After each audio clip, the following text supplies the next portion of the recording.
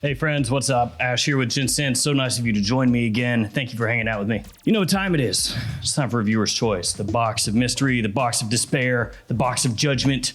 It awaits us. So this box is filled up with recommendations from you guys. There's a post in my community tab. You can go on there, leave a video request, and eventually I'll get to it. I guess that's the idea. So we got some printed out here, and oops. And I'm gonna reach in, grab one, whatever it is. That's what we're doing today. So here we go.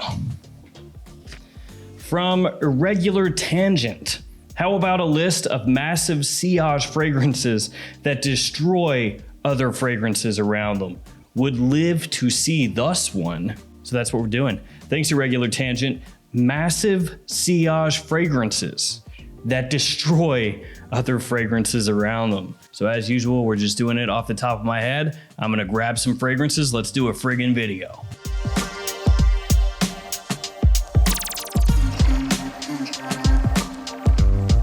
All right, I think we've got enough here. We got 15. Let's do this quick. How about some code action before we jump into this? Gents 8. That'll save you $8 off an order of $100 or more on jomashop.com, big discounter. And then Gents 10, save yourself 10% off any order at twistedlily.com. There's some codes for you. All right, now where are we gonna start in here video? Let's kick things off with DIOR Sauvage ELIXIR. Little bottle, but big punch, and also big price point. It's the most expensive one in the line. Gotta love that name, ELIXIR. It reminds me of a potion, like it's a Dungeons and Dragons fragrance. This one, even though it is a Sauvage, doesn't have a huge amount of Sauvage in it. That Sauvage DNA, you don't really find a whole lot of that here. This is more of an 80s style fragrance for me, a throwback, if you will.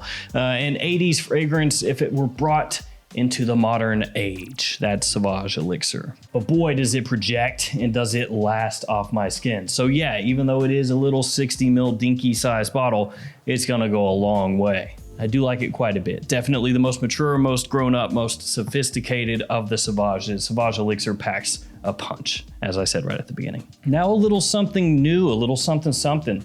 This is from XERJOFF, and it is Iommi Monkey Special. Yeah, Tony Iommi, the guitarist for Black Sabbath, at least that's what he's known best for. Yeah, he has a fragrance with XERJOFF, which is completely random, but I gotta say, I dig the black accents, that black cap, the black plaque on the front, pretty cool. Now this one is strong off my skin. Actually, out of everything here, it might be the most powerful one. So this one I have sprayed on a tester strip and left it sitting in my kitchen, and it has filled up the entire friggin' house. That is not exaggeration, that's not hyperbole. When I first got this in, I sprayed it on. I left the room, actually left the house, came back, and when I walked in the door, I could smell it immediately. And off skin, it is strong too. It's quite sweet, maybe even overwhelmingly sweet. There's leather, cinnamon, caramel, vanilla, passion fruit, booziness, all of that going on in here. It is a big boy fragrance. It's got kind of a passing similarity to Wajan from Parfums de Marly. So, you know, vaguely similar to that in that style, only much more aggressive, much more in your face. So with this one, there's a lot to like, but also it's a potential oof fragrance, oof. Now let's chill things out with just Versace Eros, the eau de toilette, the original Eros, the one that everybody seems to know, everybody seems to own. Yeah, it's sweet. Yeah, it's youthful, but the performance is here for me, guys. Really nice performer. And it actually worked to my benefit a little bit because I've talked about this before. That's a cool hat for a thumb as well, but talked about this before. I would wear this to the office. And to the office, I would only need 1-2 sprays because it would last forever, project heavily. So you just go boom, boom, good to go. Apple and mint, along with ambroxan and a vanillic backbone. Versace Eros, people pleaser to the maximum. Fantastic performance on that. Let's go back to leather. 1740 Marquis de Sade from Histoire de Parfum.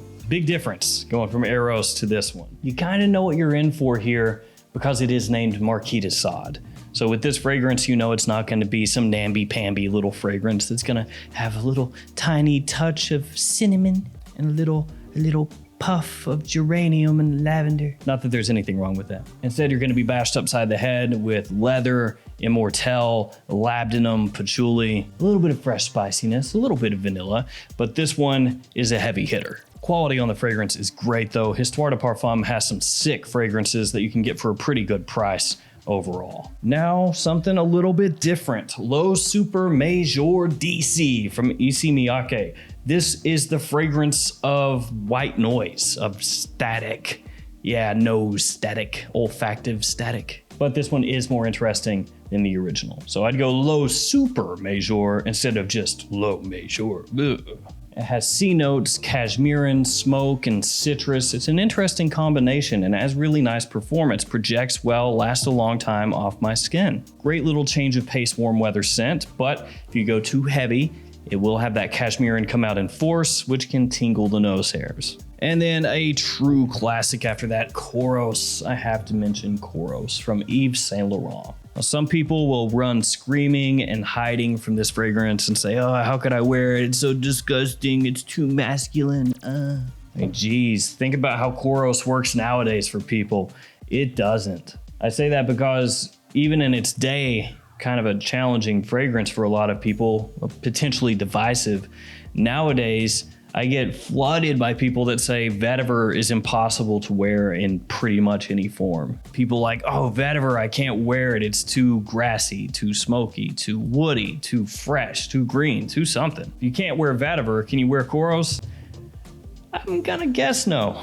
Still though, do love to bust it out from time to time, give it a spray and give it a big old whiff. And even modern KOUROS, not a vintage formulation, just one that you could buy off the shelf today from your local place that actually carries KOUROS, is going to be so much stronger than 95% of fragrances on the market. You have to be okay with an animalic, aldehydic, musky fragrance that has little hints of sweetness and fresh spice and florals throughout. But if you like old school fragrances, you'll probably like KOUROS. Probably, maybe. Then something a little bit new, BUVEUR de Vin. Yeah, I think I probably butchered that, but what are you gonna do? This is aromatic, leathery, and woody. Kind of a green leather fragrance in essence. Love the presentation on this. Simple, but clean, looks nice. Actually reminds me of a fragrance that maybe Dracula would wear. Actually, from this house, I guess some of the other ones would remind me more of a Dracula style fragrance, but at this point, the whole house is just like Dracula in my mind for some reason. So yeah, once again, getting hit with leather here.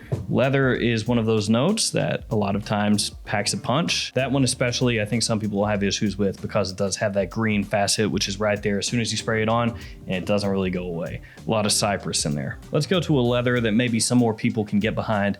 This one, Le Male Essence de Parfum. Haven't talked about this one for a while, and I'm gonna give it a spray just because I haven't smelled it for a while.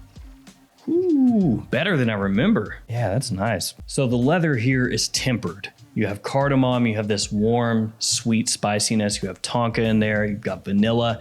So what ends up happening is the leather kind of has the edges taken off. It's smoothed out a little bit, and like I said, more wearable for more people.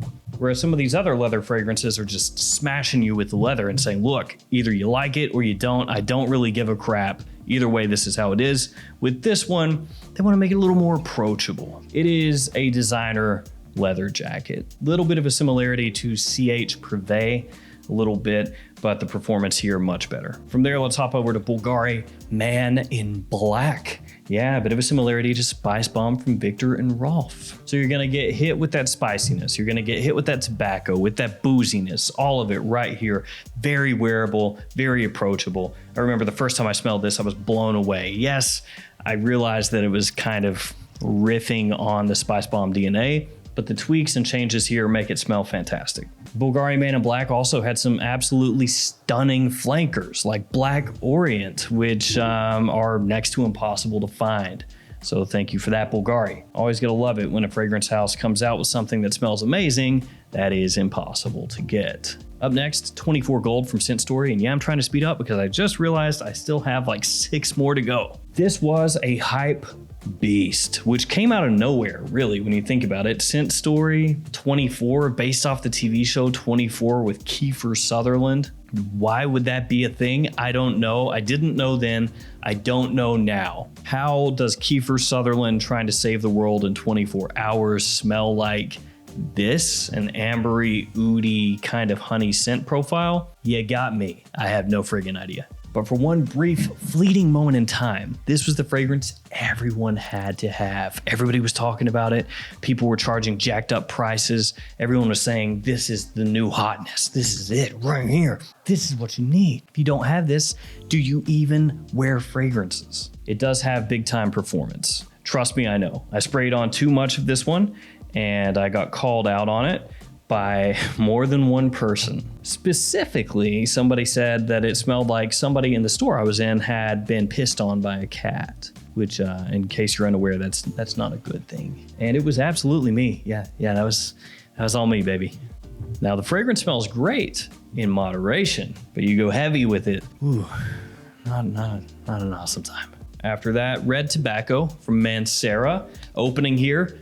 Bit much, bit strong, bit in your face. It's that type of fragrance that comes up to you and puts its hand out like it wants to shake your hand. You go in for the handshake. Oh, fake out, boom, elbow to the nose. Yeah, thanks, red tobacco. It's your friend, but it's actually not, because in the opening, it is just aggressively synthetic and chemically with so many different things going on. It's sweet, it's spicy, it's bold, it's loud. I hated the opening when I first got it. Then I grew to love it in a masochistic kind of way. But after it dries down, it does smell so much better and so much more approachable. There are a lot of guys, though, that are gonna write this off as soon as they smell that opening and just say, nope, no red tobacco for me ever. But if you get past the opening, trust me, it is so good and a big time compliment puller once you reach that point. Then we're going off to Davidoff Cool Water Intense Eau de Parfum. Now this does have a definite synthetic scent profile to it. When you smell it, it does not smell,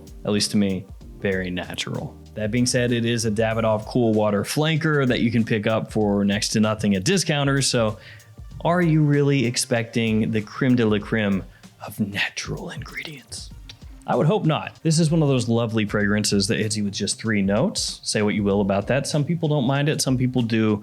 I dislike it more than I like it. Coconut, amber, and some green mandarin, the official note breakdown here. You could look at it 2 ways, I guess, with 3 notes. You could look at it as they're giving me the bare minimum and I can kind of flesh out what the fragrance means to me without being tied down by all these pesky notes telling me what I should smell. So in that sense, you could smell something and just let it come to you. What does it remind you of? What do you think is in there? What does it mean to you? Alternatively, you could think of it as the brand is just lazy and they think, hey, it's super simple when we just put 3 notes on there to describe it and have people selling the fragrance describe it. But yeah, that's a very powerful fragrance for me. Projects heavily, lasts a long time. Next to Dior, we're going with SAUVAGE Parfum. Now this is a grown-up bad boy right here. Just look at the coloration of that. That dark green coloration. It's letting you know. All business here, all business. Remember earlier I talked about vetiver? Yeah, this has some of that in there, which I love. It's also got a prominent myrrh note, big one. It'll slap you around a little bit, so be prepared for that, but as long as you don't mind it, you'll be okay. Some citrus in the opening, some petitgrain, so you're gonna get that aromatic feel, but it's not overdone. And even though it does have that Eau Sauvage DNA in here, it doesn't, maybe, at least to me, smell quite as dated as the eau de toilette might to some people. Partially that's going to be because the citrus in the original is sharper in the opening. Obviously here things are richer, deeper, heavier. Let's get another niche one, Side Effect from Initio. This is overwhelmingly syrupy in the opening to me. It is almost like cough syrup sweet, and it is unrelenting. It's coming for your soul. It's not going to take no for an answer. It is strong. A number of Initio fragrances are like that. Oud for Greatness, also a big time performer. This one, I think, at least for me personally, has more of an opportunity to be potentially cloying in the opening if you spray it too much. So I would temper the sprays, especially if you're going somewhere in a high heat situation. I don't suggest it, but kind of like red tobacco. As it settles in, you get that rum, tobacco, vanilla that comes out, and it smells a lot better. And we're gonna wrap it up with the cheap Ferrari Man in Red. Presentation here, not a huge fan. I think it's kind of crappy looking. The fragrance is very fruity, very sweet. Once again, a lot of these fragrances have a good amount of sweetness, and it has plum, which you don't see all that often. So, you know, a couple points for that at least. We've also got apple in here, bergamot, tonka. Even though it is very fruity, very sweet, it's not really a summertime kind of fragrance. This is more spring, fall, even potentially winter. And that is because, again, pretty good performance. And with all that sweetness can come cloyingness in high heat. And that one, Man in Red, is gonna wrap up this list. So there we go, a regular tangent, some massive sillage fragrances that will destroy other fragrances around them, especially if you go too heavy on the trigger. Try to get a nice mixture here of some designer, some niche, some more old school, some newer. So there we go. I want to thank you guys so much for hanging with me once again. Thank you for your support, and hit up that post on the community tab if you want to give me a suggestion. See you guys tomorrow with another fragrance video. See you later.